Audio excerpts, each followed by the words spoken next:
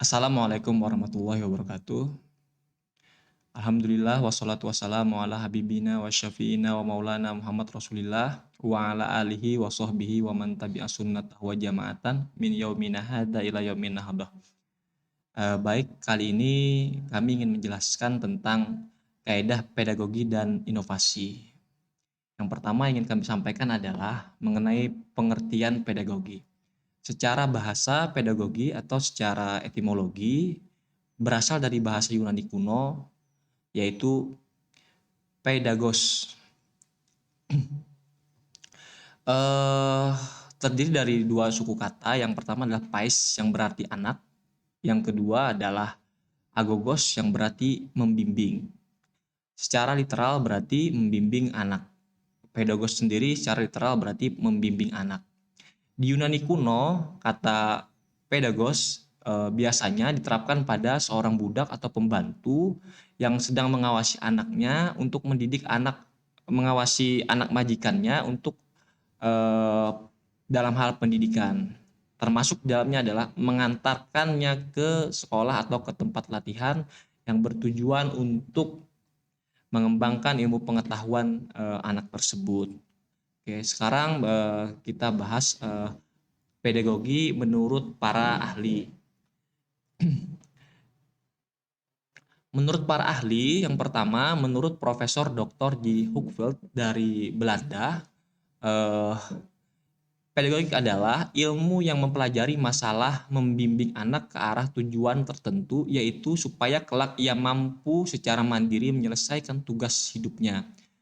Profesor ini menekankan pedagogi itu berarti suatu ilmu yang tujuannya adalah membantu pembimbing anak untuk bisa mengarahkan anak didiknya untuk bisa mengenal ilmu tertentu, disiplin ilmu tertentu yang tujuan akhirnya adalah agar anak tersebut mampu menyelesaikan, mensolusikan masalah-masalah yang ada di kehidupannya kelak. Oke. Yang kedua, menurut Suwarno, istilah pedagogi berarti pendidikan yang lebih menekankan kepada praktik menyangkut kegiatan mendidik, kegiatan membimbing anak. Pedagogi merupakan suatu teori yang secara teliti, kritis, dan objektif mengembangkan konsep-konsepnya mengenai hakikat manusia, hakikat anak, hakikat tujuan pendidikan, serta hakikat proses pendidikan. Oke. Secara umum, kalau kita bisa ambil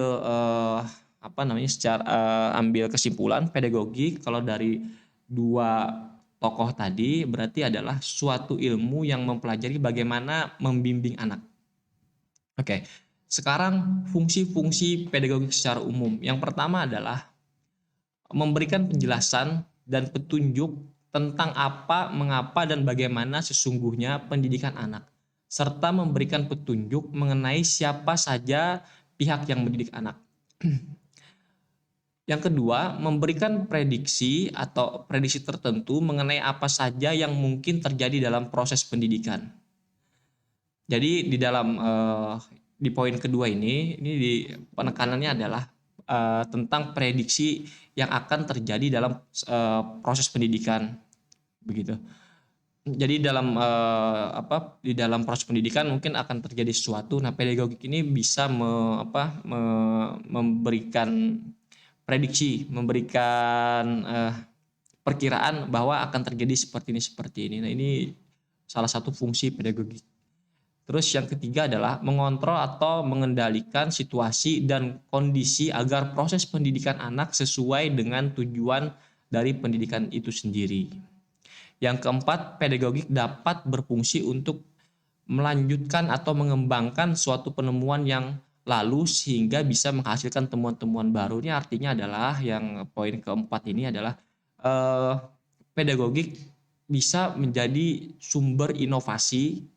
Misalkan ada penemuan tentang ilmu tertentu di zaman terdahulu, dengan pedagogik itu bisa mengembangkan pengetahuan-pengetahuan terdahulu. Misalkan tentang, kita bisa ambil contoh tentang misalkan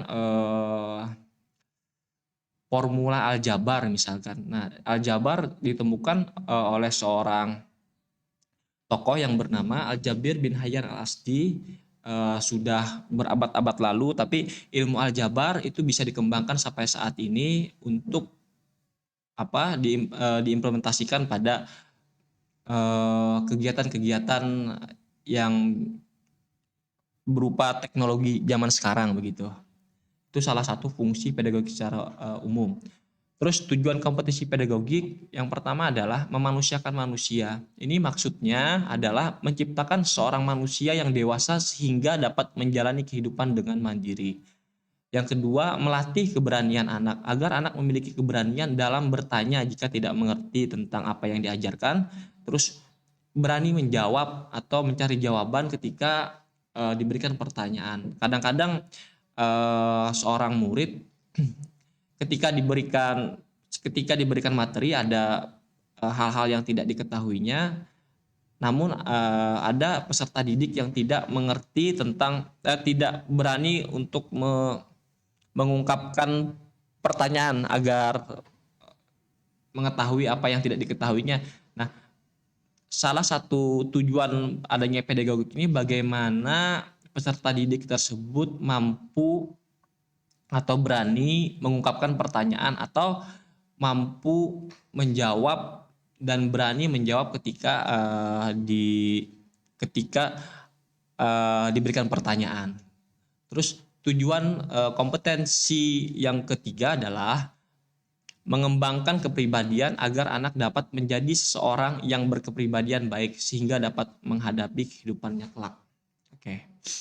Ini kompetensi yang wajib dikuasai guru. Ketika kita berbicara tentang pedagogik, berarti kita berbicara tentang guru dan juga tentang peserta didik. Nah, sekarang kompetensi yang wajib dikuasai guru setidaknya ada 4. Yang pertama, kompetensi pedagogik itu sendiri. Yang kedua, kompetensi kepribadian. Yang ketiga, kompetensi profesional. Yang keempat adalah kompetensi sosial. Baik, kita akan bahas satu persatu. Yang pertama adalah kompetensi pedagogik. Kompetensi pedagogik yang pertama adalah memahami karakter peserta didik. Jadi seorang pengajar atau seorang guru diharapkan bisa memahami peserta didiknya yang beragam. Oke, yang kedua, menguasai teori belajar. Seorang guru itu diwajibkan yang pertama adalah menguasai apa yang akan disampaikannya. Yang ketiga adalah menciptakan pembelajaran yang mendidik. Yang keempat, mampu mengembangkan potensi peserta didik. Poin keempat ini menerangkan bahwa setiap peserta didik memiliki potensi yang berbeda-beda. Nah, bagaimana seorang guru mampu mengembangkan potensi dari peserta didiknya yang berbeda-beda itu, gitu, sesuai potensi masing-masing. Yang kelima adalah mampu berkomunikasi dengan peserta didik. Maksudnya, bagaimana komunikasi agar komunikasi efektif antara peserta didik dengan guru itu bisa berjalan dengan baik. Yang terakhir adalah kemampuan untuk melakukan evaluasi pembelajaran. Nah, maksudnya setiap kali melakukan pembelajaran, seorang guru diharapkan mampu melakukan evaluasi apa yang sudah diajarkan oleh guru tersebut agar kedepannya bisa memperbaiki agar yang mana kiranya terdapat kekurangan-kekurangan pada proses sebelumnya begitu. Sekarang adalah kompetensi kepribadian.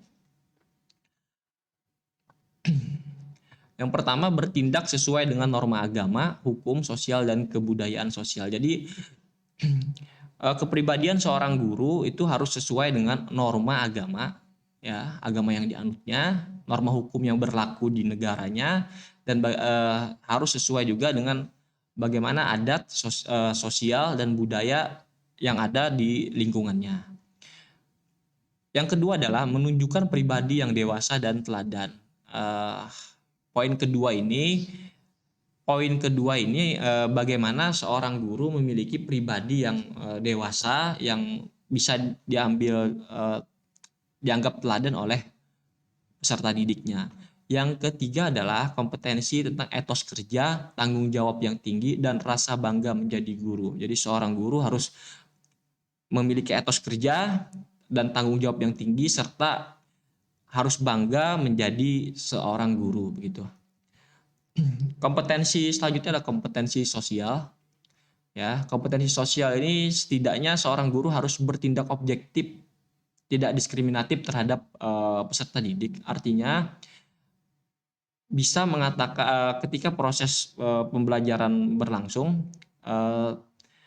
ketika terjadi hal-hal yang tidak diinginkan, bagaimana seorang guru bisa bertindak objektif, tidak pilih kasih terhadap antar siswa satu dengan siswa yang lain, serta tidak diskriminatif terhadap misalkan ada golongan minoritas di peserta didiknya, itu tidak diskriminatif terhadap hal-hal demikian.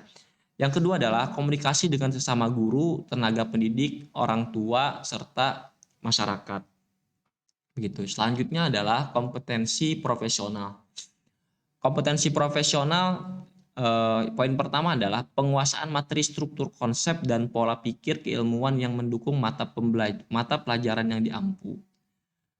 Jadi seorang guru harus menguasai materi, konsep, dan pola pikir keilmuan yang mendukung mata pembelajaran yang diampu.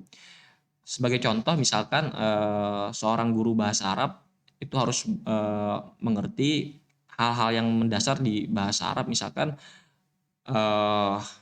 mendasar yang mana isim, yang mana fi'il, yang mana huruf. Misalkan fi'il ada fi'il madi, fi'il mudhari, fi'il amr, begitu. Terus harus mendasar, harus betul-betul dari dasar menguasai agar bisa menyampaikannya secara jelas kepada peserta didiknya. Yang kedua adalah mengembangkan disiplin ilmu yang diajarkan. Jadi seorang guru tidak mandek, tidak hanya berpusat pada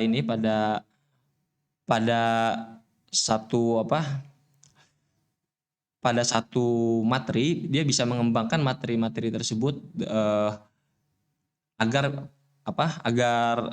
pengetahuan peserta didiknya bisa berkembang begitu. Oke. Terima kasih. Mungkin itu saja yang dapat saya sampaikan. Kurang lebihnya mohon maaf. Terima kasih.